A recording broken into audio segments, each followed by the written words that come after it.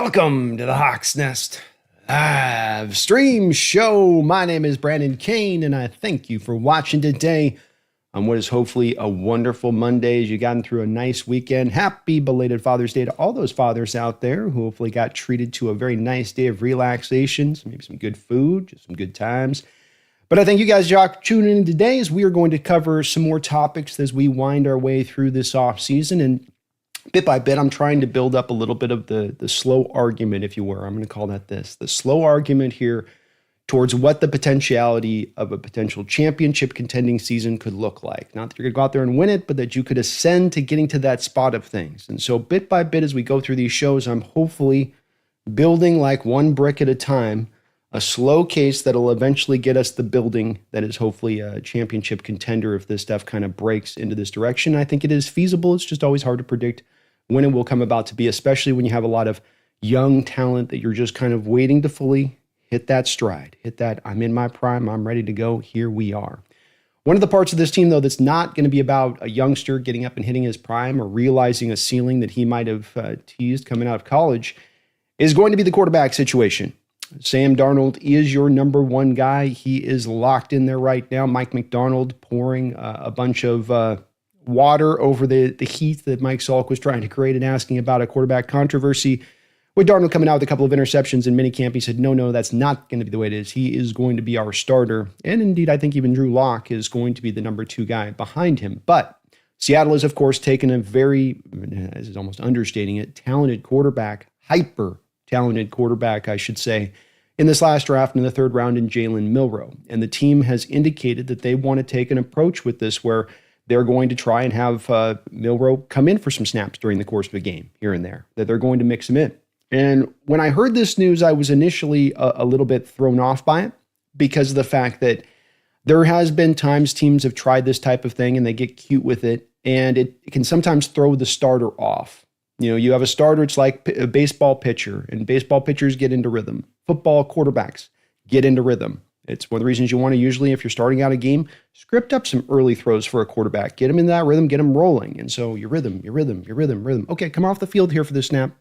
I'm going to come off the field? I'm the quarterback. I got to come off we're going to bring out this guy and have him for a play. And then you do that. And so it can sometimes be just a little bit wonky on that side of it when you really try to make this play out in that fashion of things. And so I was remembering a lot of the times that I've seen where teams have tried this and it's just been kind of funky. But then when I actually went through and tried to do a little bit of research into when this has been used in recent NFL history, and if there's been any success stories, if there have been teams that have been able to put out this quarterback and just a smattering of snaps here and there over the course of the game, and not only that offense then find effectiveness with it, but the team as a whole finding effectiveness, that they themselves then you can see some elevation there down the stream a little bit as far as that team that they were able to realize. And I actually was able to find a couple of examples of this that have gotten me a lot more on board with this and with this potential. And I think that it's also something that Mike Macdonald has talked about that cannot be undersold. When you're going through that grind of the NFL season and every week is flying past you as a head coach, and as a player, you've got your 7 days there till the next game. And you got one day off, I think they got it, and you come in, you're going to have to go through the tape, you're going to have to grind, you're going to have to prepare for the next opponent, you got to throw all the other stuff away. And so there's a finite amount of time that you can prepare for your opponent. And when you look at your quarterback, like a Sam Darnold, for instance, if you're playing the Hawks, you're going to want to dive through as much of his tape as you possibly can. You're going to want to try to learn the ins and outs. You're going to go through the scouting reports, cross-reference it with the recent tape that you've seen from him, have the coaches implement a game plan that is catered to going after the weaknesses and deficiencies of a Sam Darnold's skill set and what he brings. And so when you throw then this curveball to coaches in the week saying, oh yeah, there'll be maybe 6, 7, 8% of the snaps that'll go to this other quarterback who's going to come in and he's going to operate in a lot different way than the starter is going to operate from. And you're going to have to play it completely different from how you're going to have to play the starter. That's extra preparation. And the way this works with that extra preparation, and Macdonald's very aware of this, is it's not extra preparation that you do on top of what you would then do with all of the stuff you're trying to do to take away Darnold.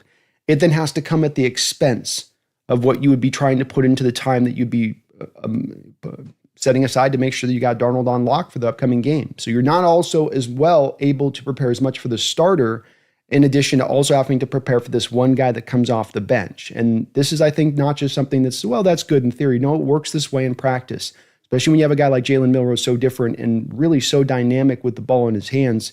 It just makes the defense go, well, how much do we want to spend time on this versus how much do we want to spend time on that? And you end up coming out the end of the week probably feeling like you didn't spend enough time on either of them to feel fully confident that the game plan is ready to go out there and fly on NFL Sunday.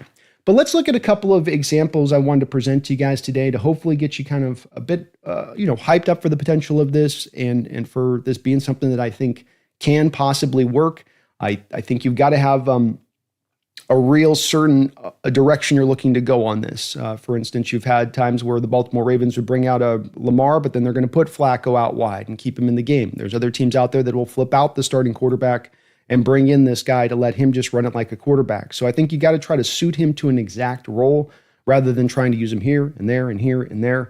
And we're, of course, encouraged by this because Macdonald seems to get this because he was asked specifically about playing the pure Taysom Hill role that he's playing right now, which is all over the place and really, by and large, as much as anything, a fullback, as much as anything else. And he says, no, we're not trying to do that exact role with him. I think it's going to be a little bit more of in that trying to do the RPO read option game, give him some simple looks, let him maybe roll out in the formation, back across the formation to find a guy. It'll be stuff like that, I think, which will be more around kind of the quarterback-centric stuff having to do with Jalen Milroe.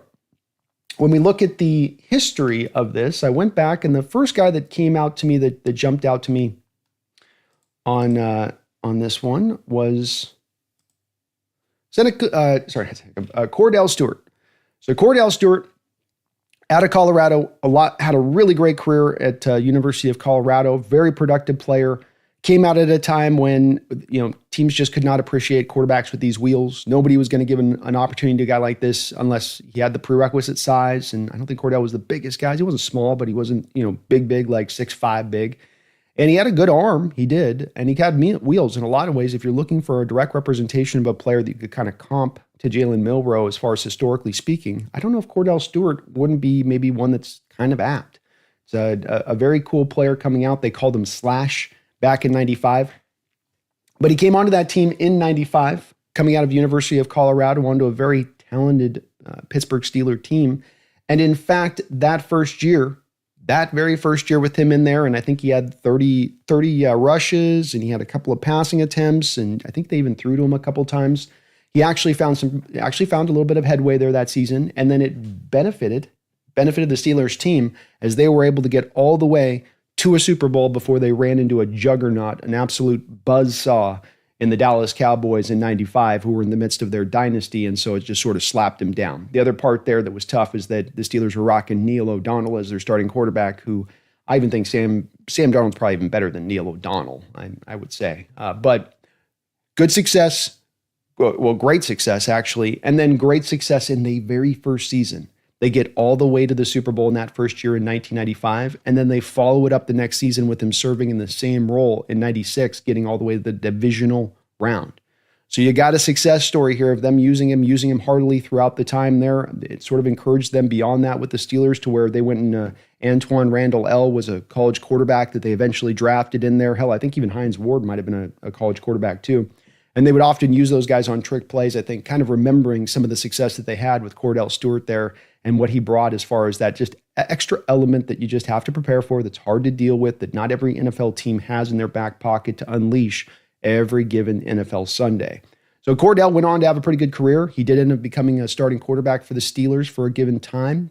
Did okay, had a pretty solid career. Nothing to shake a stick at on that. He did fine with it.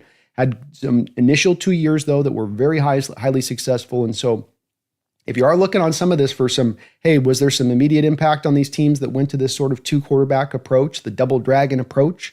Did they get some immediate success? Did they have to wait? Did they have to kind of learn and work out all the kinks 3-4 years down the line and now you got some success?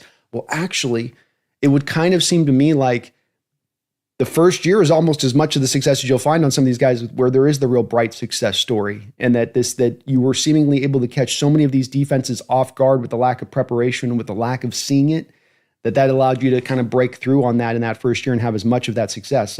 Evidenced there by the Steelers. You also then had in 2005, going about 10 years later, I wanted to bring up this one because this is a fun one. Your Seattle Seahawks even kind of Mike Holmgren dipped dipped his little toe, and that's probably a big toe on Mike Holmgren. Let's face it, that's going to be a big toe. He dipped his big toe into the waters of, let me try out this 2-quarterback system. You had taken Seneca Wallace, I want to say in the 4th round out of like Iowa State or something like that. And Seneca was a guy drafted maybe 15 years later. Some team might have been willing to give this guy a true starting opportunity. He was a little bit smaller of a player, so that may not have happened, but he was maybe the most dynamic athlete that you had on the football team there for your Seattle Seahawks in 2005. And that's saying something, because that was the team that went to the Super Bowl and had a lot of really good athletes on that team. But he was a guy that they always had been kind of teasing that they would try to get Seneca Wallace out there and utilize him in the set. And Mike never seemed to have kind of the quite guts to do it and then to bring him out there. Well, here comes Mike deciding he's going all in on the biggest hours and the biggest shows and the biggest moment, and he decides to bring him out here. So you have the conference championship game in 2005, Seahawks playing the Panthers. They've shut down Steve Smith by basically triple covering Steve Smith in the game and saying, Carolina, throw it anywhere else. We dare you. And so then on the offensive side of the ball, you're playing a tough Carolina Panther defense. And so, hey, getting a guy out there that can give you a little bit of that extra element there in that moment. They gave Seneca a shot, and here's what he did with it. He's going to be on the bottom side of your screen. A little bit of a slant and go route. Bad throw here by Matt. A little bit on the back shoulder.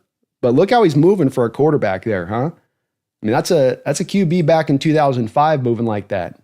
Looks very comfortable as a wide receiver, doesn't he? And I always back then, you want to talk about one of Brandon's rants back in the day. If you would have been checking with me back in 2004 or 5, I would have been like, we've got to get this guy on the field and get him some touches.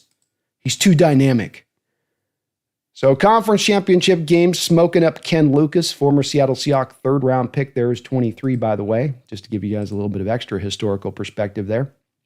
But a nice catch, nice play, and Mike Holmgren proceeded to basically never use Seneca like that ever again. She said, okay, we're good. I took my one risk. That was good. He did one other time. They did it where Matt Hasselbeck got a cover 0 blitz in Atlanta. Matt threw it off his back foot to Seneca, and Seneca, I think, got a touchdown on the play. But I think that was just about that one, and one other game was about the only times you really ever tried to utilize it with him. Every time you did, it did kind of work, kind of funny enough with him on that side of it. But Seneca in 2005 was the only other time your Seattle Seahawks have tried to dip that little toe into the pool on this one, but you did have some success when you did do it. As we move along here in recent NFL history with teams that were doing it, 2008 would be your next moment. And this is where we get to the birth of the Wildcat, the initial birth of the Wildcat that then leads to the read option. Wildcat to read option. And what the Wildcat was with the Miami Dolphins that had a lot of running backs and they didn't have as many quarterbacks. And so what they were trying to do at that point is manufacture offense. This wasn't that you had, so you're adding an extra element. This was like you trying to squeeze out the last bit of the toothpaste out of the thing, and you're just doing whatever you can to try to get a little bit extra out of that thing, onto your brush. And so they had Ronnie Brown there. He was a really good running back, but he could also throw the ball. And so they used a lot of him as a quarterback with a lot of direct snaps, called it the Wildcat. And then that Wildcat eventually became read option, where when you actually had a quarterback who could run it like a running back, but then could throw it like a quarterback, we saw that was a devastating little wrinkle that was brought on to the NFL in about 2012. Robert Griffith, Russell Wilson, et cetera, being able to really pull that off. But they added that extra element there with Ronnie Brown and them doing it. It's kind of just an inventive way of doing it. And funny enough, as I was looking at this as well, what you're going to see as a commonality, I don't have a lot of examples here because the NFL just doesn't do this a lot. But I do have, I think, a pretty good amount of recent examples of success, considering how infrequently this has been tried and attempted by any NFL teams. So even this Miami Dolphin team in this first year, offense, very under-talented. Not very much going on that offense at all. I think you had a pretty good defense, but the offense was kind of sucking wind. They went 11-5 that year. They did lose in the wild card round because you get in the playoffs and you're not going to be able to get away with just gadget plays and hope you're going to win them. You got to have a quarterback that can kind of win you through once you get to the playoffs. But they did get to 11-5 wins, catching a lot of teams off guard with that Wildcat situation. So another success story there. We go then much later now. We have to wait a little bit of time period, and some of this, I think, has to do, like I say, with the 2012 implementation, a little bit of the read option game from quarterbacks. So your Russell Wilsons, your Cam Newtons, your Robert Griffins. Now you actually had quarterbacks that could do this stuff, and so there wasn't as much of a need to go with the, with the quasi look where you got basically your statue, and then you bring out your mobile guy, statue, mobile guy, statue, mobile guy, and you try to flip in and flip out. But we then have in 2017 here, the New Orleans Saints go out and they take Taysom Hill in a draft and bring him in, or I think he was undrafted rookie free agent. I can't remember with him. Now, this is a little bit of an interesting story here with the New Orleans Saints. So you have 2017, Drew Brees is getting near the end of the line. Drew's definitely lost some arm strength at this point. He's not able to pump the ball down the field like he once was. And so there's a little bit of into that mode for the Saints of having to do a bit of manufacturing the offense. They look like they're getting down and they're wearing down to kind of the end of the run there with it. And so certainly them implementing this with Taysom Hill out there and a lot of the same role of kind of a Cordell Stewart. This wasn't at that time Taysom Hill in kind of a fullback role, but this was, okay, Kitty. But this was more Taysom Hill doing kind of the role that we're going to see, I think, from Jalen Milroe this year in that way. And they had a lot of success with it. I don't want to put the really good season they had that year because the Saints were able to have a really good year in 2017. It wasn't just Taysom Hill. It was also the part of where you had maybe one of the best drafts that we've seen over the last 10 years.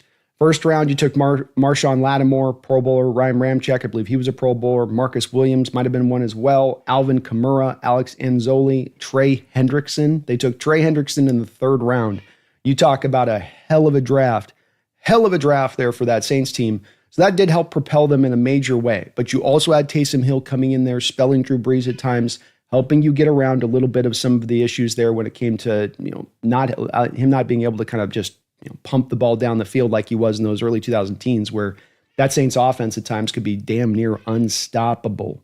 But Taysom Hill, Drew Brees rocked it together a little bit that year on the back of a really nice draft class. You went 11-5 that season, and then you got to the division championship, and you got close. You got really close in that first year. So another first year comes in, first trying this out. A lot of immediate success, not just immediate success, even playoff success in that first year on the back of this strategy, as long as you're not the Dolphins running just Wildcat with a running back. But then you run into the Minnesota Miracle. So you guys remember the play with Stephon Diggs? Looks like the Saints got this thing wrapped up. It's all good to go. They're going to win this thing. They're going to go on to the Super Bowl. They've got a really young, talented team. Breeze, everything's working together. And then you get the Minneapolis Miracle, where the just crazy catch there at the end of the game where the Saints, I think Marcus Williams makes a very strange play on the ball, allows Stephon Diggs to go up and grab the ball. They go in for a touchdown. Their season's over there. What looked like they were about to roll on into that Super Bowl. Then they come back the very next season, again, have a really great year, get all the way now into the conference championship, so even get further the very next year. And then what happens? Some bad luck, because then they run into a Los Angeles Rams team that I'm not going to say that the NFL wanted the Rams team that year to get the Super Bowl, but you're going to have to explain to me what happened on that pass interference penalty where the guy gets way late in the open field and they don't call it, and that allows the Rams to go on to win that football game. Saints had some other opportunities in that game. It's not just down to one play necessarily, but they certainly had, they got in the shorts on that one a little bit by the officiating. But much like the Steelers, back-to-back in the first 2 years with implementing this two-quarterback system in play, you have a lot of success in the regular season, and then you have some success in the playoffs in addition to that. So we're seeing that this is kind of boding well to a degree here with some of the history that we have of this. Again, understanding I can't give you 50 representations of teams doing this over the last 25 years. I've got to kind of hunt and peck a little bit to find these teams that are really doing this. And there are the teams that'll kind of do it to sort of like, well, let's like the Steelers last year. They bring out Justin Fields for Russell Wilson, but they're not really committed to it. There's not really a plan in place with how to do it. It's more of you you don't have much at the quarterback position, and we're back to a little bit of the toothpaste analogy to me, where neither Russell or Justin Fields is giving you a lot for the position, so you're kind of trying to chocolate and vanilla swirl the thing together with the two quarterback skills to make it kind of go, but it's not really Arthur Smith's background to really utilize that or go that way with it, and it didn't work all that well. So I don't know if that's as one where I'd look at that as that's the representation. So you get some of those examples, but that you see it much more happen with the teams that don't have much of a plan in place and that they're just kind of haphazardly trying to throw something out. They have a crappy offense that isn't going to work any which way they try anything with. So this is just another thing to just throw at the wall and see if it sticks. I think there's a difference of doing it that way versus you've actually got some real talent on your team. You've actually got a really smart offensive system in place. And then you build this as an extra layer then on top of that to try to get that success out. So we've got 2017 Saints able to get a couple of seasons back-to-back success. It's much in the same style of like the Cordell Stewart. You give the guy 30, 40 rushes a year. You maybe give him 10 to 15 actual attempts throughout the course of the season, here and there, like one a game is kind of what you're doing. But they're just adding that little bit of extra on top. They're giving you a little bit of some seasoning, maybe a cherry on top of the offense, if you were, to give you that little bit of extra dynamicism, if you were. The other team that attempted to use this and found some immediate success with this as well was the 2018 Baltimore Ravens. Joe Flacco, in his final kind of run there as the starter, kind of starting to wind down. They take Lamar Jackson in the first round. And initially out the gate, there was a lot of using Lamar in there back into this kind of Cordell Stewart, Taysom Hill kind of role, getting him acclimated, giving him some snaps in there, giving him some opportunities. And then as the year wore along, you had Flacco, I think, got some injuries popping up, and then they got Lamar in there, and Lamar jumped in the starting lineup, and then he never looked back, of course. They did, as I've said on a few of these other examples, they did have a very successful opening year there with Flacco and Lamar there. They won 10 games, so 10-6, but they did win the division in what was a very tough division there, hard to win there. Those were some good teams at that time.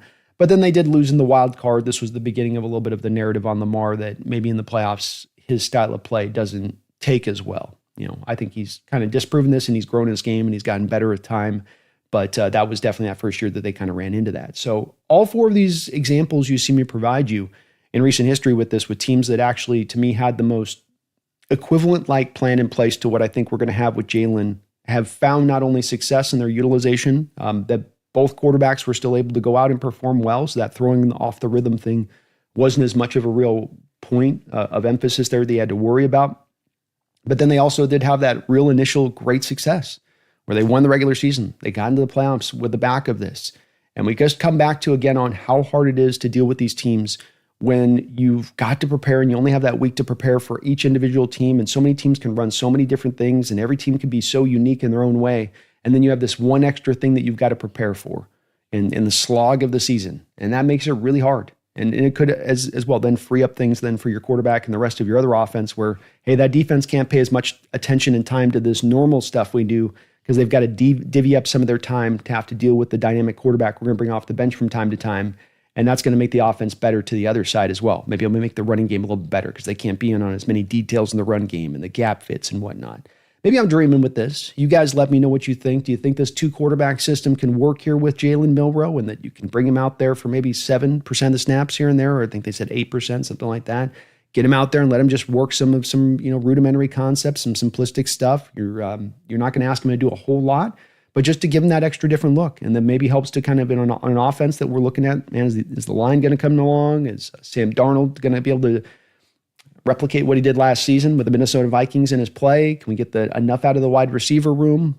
What is Arroyo going to bring? How are our running backs going to hold up? Well, you can throw that one extra thing on there to help everything out, and it becomes a little bit of the sum is greater than the total of its parts, maybe, and what you create here offensively. And we have to understand the offense doesn't have to be dominant, in my opinion. I think we're setting the baseline here for this defense to be dominant this season. So it's not going to require the offense to be top 10 too. It'd be great if they would be, but you don't need it. It doesn't have to be the case, especially with the really strong special teams. But they got to do their part. They got to hold up their end of the bargain. Can't be a league worst crew when it comes to the offensive line. Can't be bottom third when it comes to points scored. Got to move the ball, score the points, keep that defense fresh, control the time of possession, limit the turnovers. Old school football, baby. But it absolutely can work. And this 2-quarterback system at once can work if it's implemented in the right way with a smart approach. And not only can it can work immediately. Immediately. So there you go. We got Lamar, Cordell Stewart, Seneca Wallace, 2005, Ronnie Brown, Taysom Hill. Some representations out there that have occurred, that have popped up, that there has been some success on the back of.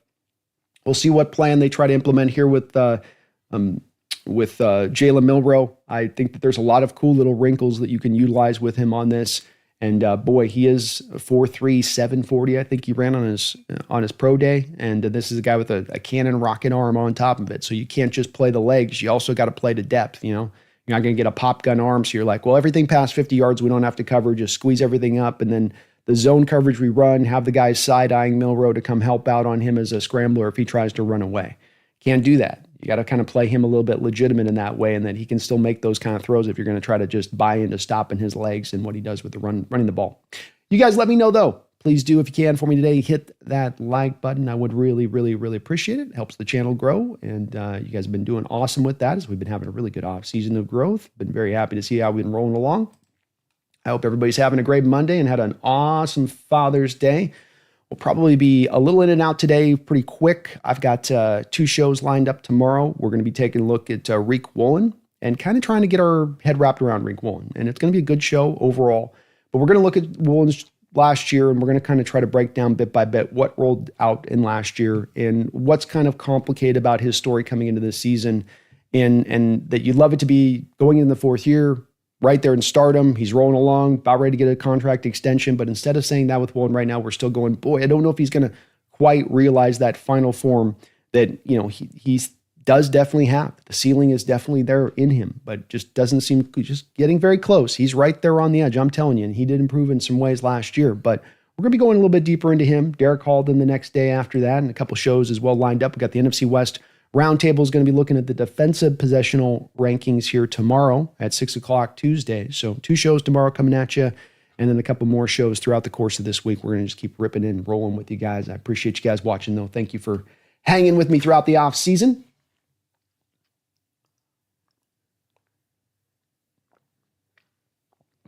Martin says, what happens if Darnold has a rocky game and Milroe looks good on a few plays?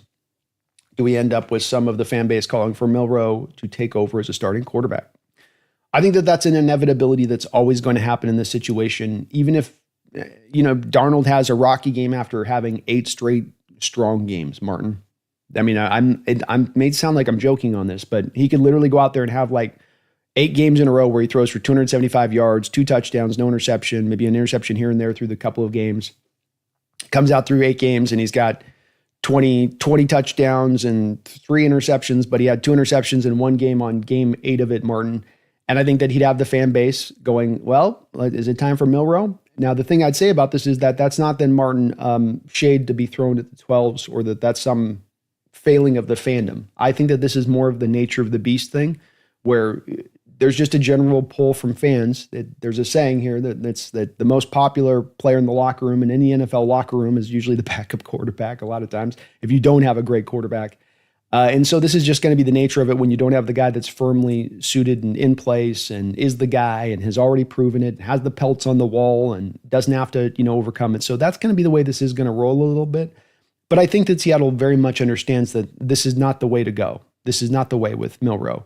And that you roll with Darnold this year. I mean, if he fell completely on his face, that would be one thing game after game. I don't think I'm expecting that from him, especially because you're not going to put enough on his plate, I don't think, for that to be the cause.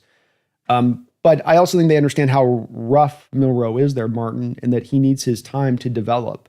He needs this time. And you're going to put him out there for those snaps, but he doesn't need to be the number one guy. He's got to prepare every week and try to grow his game and learn the playbook and play in the context of the offense and not use his legs too much, but still use his legs a little bit, but then be very careful in his decision-making. But do take chances when you got the opportunity.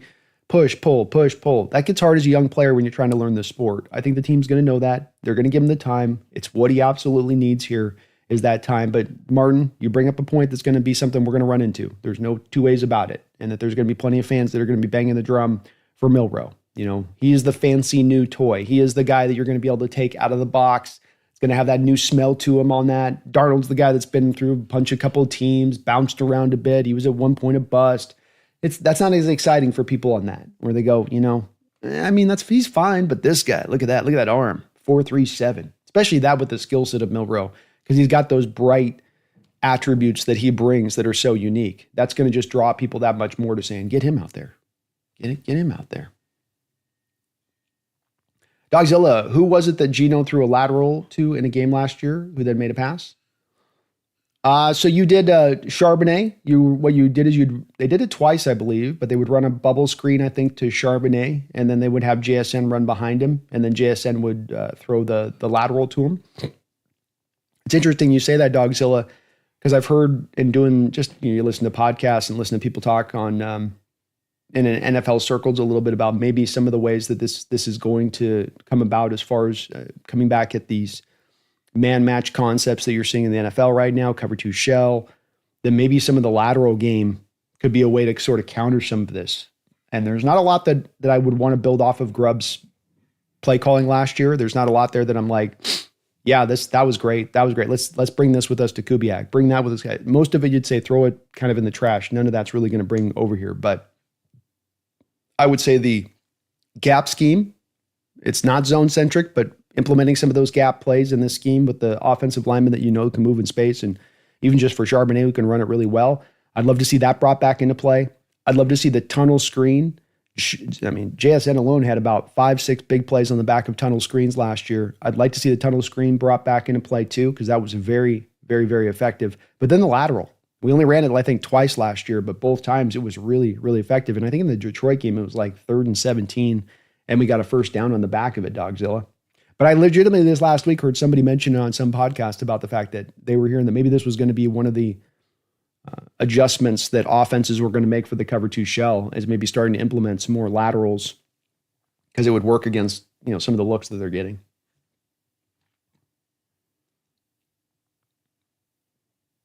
Snail, thank you for celebrating 27 months as a Hawks Nest member. Man, thank you for that. Working your way up almost 3 years there, brother. Drew Lock should be quarterback 1. Drew out there having a great OTA, man, and a guy that's like Darnold in a lot of ways, like Geno Smith in a lot of ways, who's now getting to that place where, you're not just 2-3 years into this game. Now you've been into this 6-7 years, 8 years. You're getting into the depth of your career here a little bit. And we know at the quarterback position, that can be a key spot to where now you're able to really realize your potential and kind of learn the game at the utmost. And Drew's getting to that spot, maybe perhaps. And it'll be interesting to see how he does play out there, Snail, but sounds like he's ripping it up in OTAs, man, that's for sure. I do think it's going to be hard for him to get QB1. Seattle's going to be very hard put, I think, to not roll with Darnold. He's going to have to fall on his face, essentially, not to be the starter. HHG, Drew Brees got screwed over in those 2 championship games. He kind of did on that, yeah. You feel bad for him on that one, especially the Rams one, because that was probably the most egregious pass interference penalty I've seen that's never been called, especially in the biggest moment like that. Brian says fans will call for Milroe the second Sam throws an INT. It's going to get annoying. It is, and I'm going to let people know here on the channel that you're hearing me say something right now, and I'm going to stay consistent with it. And I'm not doing it just by happenstance or just, I really hardline believe this, that Milroe needs the time to develop. Milroe needs the time to sit on the bench and learn and listen and learn from the vets. He does not need to be thrown out in the deep end of the pool and see if he can swim without us teaching him how to swim. And that's what so many fans want to see. And not just fans on this, but what so many NFL franchises want to see. Throw him in the deep end. And if he drowns, we'll just go get another baby. Stop thinking that way. Teach him to actually swim, help him learn in that way to get that going, What's up, Sentai Donnie? How you doing, man? Brian says fans seem to love the guy holding the clipboard. Crazy most of the time. It is. And it is a bit that nature, man, that you just run into. It's wild, but it's just kind of the way the waters flow on that one. Brian Meyer says, John Madden quote, if you have 2 quarterbacks, then you have none. That's been one that I've tended to lean on too as well. I think John was pretty smart with that one on that. But again, that was one where I started out from a little bit, Brian, on this research before looking at what's happened in recent history and where there has been success or not success with these quarterbacks when they've run this stuff. And it's done pretty well in recent history with some of these teams. Martin says, Brando, I don't think it can work. It undermines the starter, and it takes an extremely good offense to make it work. Ours is good, but not that good yet. There's a chance it could fail out, and there's plenty of teams that it doesn't work with. And I think that if the team does find within 2-3 games that this whole moving Milroe thing out there isn't working, then I think you're good to dump it if it doesn't. I don't mind trying it out, but if it isn't working, don't just keep ramming it and trying to make it happen into week 6, 7, and 8 if it's really going sideways. So I think you just got to see where the lay of the land lies with it, see if you can pull it off, see if it works with the personnel that you have, if Milroe can make it work on those kind of smattering of snaps. But definitely don't lean on it if it continues to not work.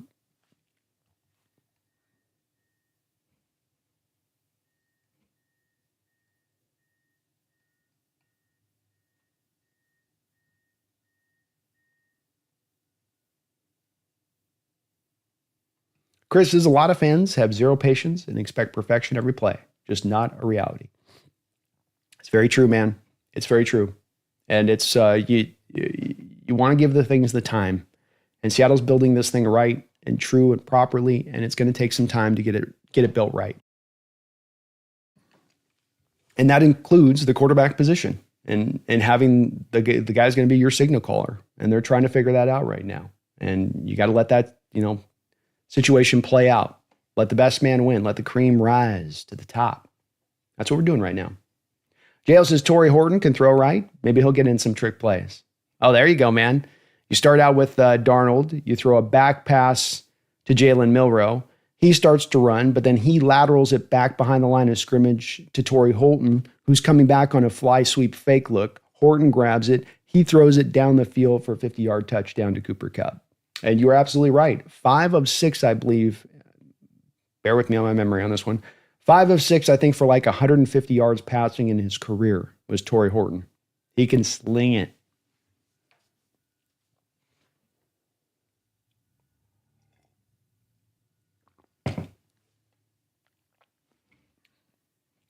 Dogzilla said it's going to be having fun to have Darnold take the snap, then lateral it out to Milroe.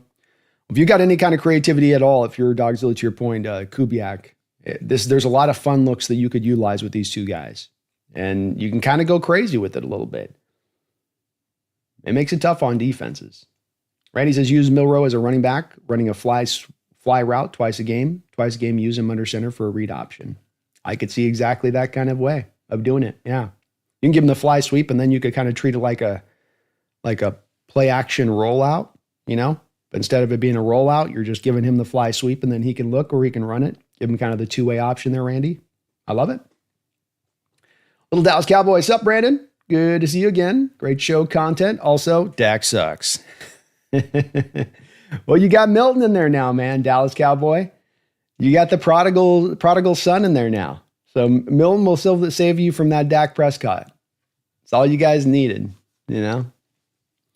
Hopefully you get hopefully Pickens has his head on right there with you guys, little Dallas. Hopefully Pickens is in the right spot and he's rolling along because you need that for CD to take some of the heat off CD. But kind of odd to beyond the Dak deal and just watch what your Cowboys are doing right now. It's kind of just strange to watch them, and I don't mind the Booker pick.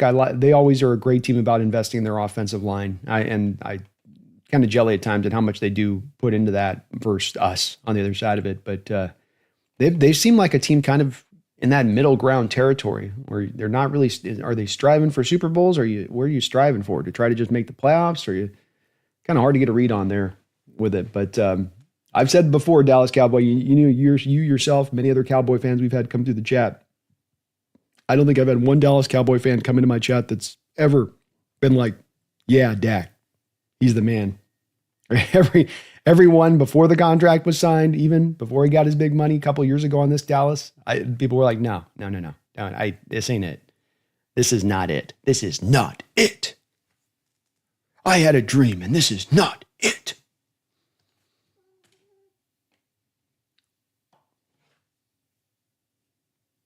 Season's going to be fun to watch, Ola Greasy. That's for sure. That is for sure. Martin says lack of patience is something that in every fan base that I'd say follow any professional sports team across all sports codes. It is. And I don't really want to seem like I'm knocking it because I think it's more of just like you say, it's a nature thing. Like this is the nature of following sports. It's kind of like asking fans not to care as much. It's just a sport. Why you care so much? I care because this is part of what makes it interesting is that I do care, that I do want the team to do well. So you don't want to, pull the e-brake out on fans that have that kind of passion for the sport on it, but you also just don't want your decision-making as a team to be driven by that. Just like you wouldn't let fans drive your team. You don't want them to drive the decision-making of how you use your quarterbacks and all that other good stuff with that, which I know that sounds straightforward, but I think that there's a lot of situations where fans actually end up driving the situation. These are organizations that are bad and bad for a reason. So take the Giants a couple of years ago. Eli Manning's got his starting streak of freaking like 12 straight years or something. He started every single game, but he's not playing well. And Geno Smith's on the roster and Geno's better at that point, and they know it. And McAdoo, the coach, wants to put Geno in there, but he puts him in there for a game, and you have a revolt from the fan base. And then they then immediately take Geno out and put Eli back in the lineup, despite the fact the team wasn't going anywhere. And they might have learned by Geno that they had a quarterback that could have been workable for them for the next 10 years. But the fans drove that decision, pushed them off, and that's what you get on the other side of it then. So you don't want your franchise being pushed by it. Let the fans squawk. Let them say they want this guy to start. But don't let your organization be driven by that. Do the right thing. Do the right thing. Spike Lee that thing. Do the right thing. Martin, I'm looking forward to the season, hoping to see a nasty dominant defense from the start and a fun offense develop in the second half of the season. Me as well, Martin. Well said on your part. Dominant defense, fun offense, man. Get you from a variety of different ways. Little Dallas JJ got a yacht from Dak fanboys. Next, they're going to buy him an island to cruise that ship around. Dak will probably be there till 2035. Damn. Cowboy fans giving JJ a yacht. All right. Let's go. Yeah, well, Jerry likes himself some Dak, man, and I guess so. I was thinking this offseason at the start of it, little Dallas Cowboy, that this was finally the moment they were going to realize, like, we've been kind of kicking this can down the road. We've been kind of like thinking we're better than we are. Let's sort of reset this thing. You could have invested back in the offensive line, maybe look to seek to get a pivot move with Dak. Remember, we were hearing about those rumors for a while that maybe they were going to move him to the Browns for a hot minute there. There was a little bit of that, but Jerry doesn't really make the hard decisions, does he? Most of the time, he's going to kind of take always the easy way out rather than make the tough decision. And in the NFL, as NFL franchises go, you got to make the tough decisions. You got to be willing at times to not always just do what is the easy choice. You got to do what's the best choice. And those two things can sometimes be separate. Neil says, B, John Schneider just clipped you to throw in your face about the O-line. Maybe so. Maybe so, man. Maybe so. We've got tomorrow is going to be the training camp dates released out. I am going to be coming for training camp this year. So I think I'm going to be in there at like I think it's like the 30, 31st, the 1st. I'm going to be there for the scrimmage on Saturday this year. So if you guys get a chance, tickets will be out tomorrow for training camp. So I'll be doing at least 3 days on there. If you guys want to join me for that, I'm really looking forward to that in about a month from now. It's going to be nice. It's going to be very, very nice. All right. Well, we're going to wrap it up over on that note then. I thank you guys for watching today. Again, if you can, for me, please do hit that like button. It does help out the channel. Shows me up on the algorithm, helps me grow and all that. As I said, we do have a couple of shows lined up here through the week, 2 tomorrow and on into Wednesday, Thursday, Friday, looking at Reek Woolen, looking at a little bit of Derek Hall, looking at the fact the Hawks are going to need to run the rock this year. You've got to run the ball this year. It is not clothing optional. You must wear the clothes, and wearing the clothes means you must run the ball. We cannot be like the Emperor who does not have any clothes, which is what we were last year in the run game. We cannot run for nothing, basically. Or when we would be able to run, we wouldn't stay committed to it. Got to stay committed to it, and you got to run it well. Luckily, I think they're going to do so this year, but that's also going to be a focus of shows this week. So stay with me, ride with me this week as we're going to go along and continue to be looking at this Seahawks team. We also do have down in the description section below a link if you guys want to meet up. We've got tickets going fast here to a meetup event down in Los Angeles. The Rams, the Niners are playing on Thursday night football, and the NFC West Roundtable is going to gather for the game, the event. We're going to be doing the night before in the bar, doing a little live stream in there. We got some tailgating prior to the game. We got tickets. The tickets, the bar, all the bar, like all include, but access the bar on that night and the tickets and all that, $300. Pretty good cost there as well for the fact that tickets are pretty expensive there in that stadium. So if you want to, there's a link down in the description section below on that. You can join us for that. Really looking forward to that event in early October. I know our Hawks aren't playing, but we're going to have a lot of fun down there. It's going to be cool to chop it up there with the NFC West Roundtable crew and meet those guys for the first time. I'm really looking forward to it. We got a little bit by Pumpkin. We miss you. Well, she misses you guys too. Cats are both hanging out with me here today at the same time, which is cool. Got them on both posts, which is always a good thing. We will be back tomorrow at 12 o'clock. Wednesday, we'll be doing a 5 o'clock show. I want to get an evening show in there for you guys. I know we've had some requests on that, so we'll get an evening show in on 5 o'clock on Wednesday. I believe we do, but we'll keep this rolling. Y2K, thank you for the $5 donation. Finishing us off right. I really, really do appreciate that. Big news. Someone took Cam Ward second in my rookie dynasty draft. Thank you for letting me get Hampton. Boy, that worked out great for you. That is a big mistake. And we're going to probably do a fantasy show with fantasy advice at some point this month. I've had that requested as well. So we might give you guys some fantasy advice on that side of it. But you don't take a quarterback over what a number one running back on a team that's committed to running the ball, that has a coach like Harbaugh that is going to run the ball. You got to pick between those two. You go with a guy like Hampton, who's going to be very productive in there, especially for him being a hammer, where even if he's not getting 100, 150 yards rushing Y2K, he's still going to probably come out of this year with at least 8, 9 touchdown rushes just off the back of that alone. Off of his skill set, his downhill running, his AB gap, power ability. I would think that'd get him a couple of tutties alone with that. So great job on your part. I don't know that Cam Ward's going to be able to get that much done with that Tennessee Titans team this year. That line is still suspect. That defense is still suspect. They're still trying to rock Treylon Burks out there as a wide receiver. That ain't going to work. So well done on your part, Y2K. Sometimes it's not about making the great picks. Sometimes it's just about letting other people make the mistakes, and then you strike while the iron's hot. That's sometimes how it goes in fantasy football. Let them make their mistakes. Let them make their mistakes. But thank you, man. I appreciate Y2K, the $5 dono, as well as being a very long time member here of the channel. It's very kind of you for doing so. Hampton makes it look easy too. He does. And he's a quintessential Harbaugh back. I mean, this is Frank Gore added 20 pounds, basically. It's what you're getting in Hampton. And so this is the exact style of back that Harbaugh loves. He loves his hammers. He's got a big guy that can get after it, get downhill, don't mess about, don't be dancing back there. Just get after it, be physical. I think it's going to be a very good pairing. As long as, of course, Hampton is a running back and stay healthy. That's always the key with those guys is can they stay healthy? But if he can, I think that's going to be very dynamic, especially with that Charger team that has a capable quarterback that's going to have a good defense, that then does also have a really nice offensive line in addition to it. I mean, that tends to be pretty good recipe for a running back having pretty good productivity if you've got those things all working together, especially with a guy like Harbaugh, who's not going to fall into the trappings of trying to become too pass happy. And then even especially as we know now, like we're going to talk about on Thursday, how running the ball has become so important now. So much more important than it was even 8 years ago, 4 years ago. Now it's something that is absolutely vital to your offense, and you've got to do it. So Hampton's going to have himself a hell of a year, and that's a good pick on your part there, Y2K. Well done. Well done. My people are smart like that, though. People are smart like that. All right, well, thank you guys today for watching. We will be back very soon here in less than 24 hours with 2 shows for you tomorrow. Again, please hit that like button if you get a chance. Thank you again to all the members and all the donators here to this channel throughout this offseason as you've kept the lights on, kept this thing cooking along.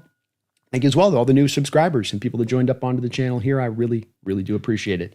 So we will be back soon. 2 quarterbacks at once, 2 dragons. It's going to get weird. 2 dragons. 2 dragons might just work. It has worked in other places in the last 20 years in NFL football. One team's gotten themselves to a Super Bowl. Other teams have gotten themselves to conference championships. A lot of teams have gotten themselves in the playoffs, and that is immediately after year 1 of trying out this experience. So if you think it just can't work, if you think there's no possibility, if you think there's no track record of any teams ever being able to make this go, that it sounds good on paper, but when you work and practice that it doesn't work, you're wrong. There's actually some success stories that have happened, and there's actually even some recent success stories. There's actually even some success stories of teams doing it at the same time and having success in recent history as the Baltimore Ravens and the New Orleans Saints did with Taysom Hill and Lamar Jackson both at the same time. So why not us too? Why not Jalen Milroe? After all, he is as talented as that secondary option coming off the bench, as that weapon X coming off the bench, as maybe any of those players, and maybe absent a Lamar Jackson. So why can't he replicate it? Why can't he have just as much of that kind of impact on this team, on this offense, for an offense that, as somebody said above here in my chat, needs to creatively kind of put its parts together to get its effectiveness? Not that it doesn't have the talent, not that it doesn't have the ability, not that it doesn't have the play caller, but you're going to have to be the assembly of the parts to be the greater is the whole, so to speak. See how it goes. But there's absolutely a possibility it can work. There's absolutely a possibility it can be successful, and there's absolutely a possibility that they can boon this team up, give them that one little extra bit, that extra couple percentage points to push you up into the playoffs and maybe even allow you to make some big-time noise in the playoffs. It's going to be fun to watch how it all unwinds this season, how they're going to use Milroe, what Kubiak's going to do with them, because there's a lot of different opportunities you have to bring his impact onto the field in a variety of different ways. Back in less than 24 hours, but until that time, please don't you ever forget. Don't you do it. Don't do it. Go Hawks.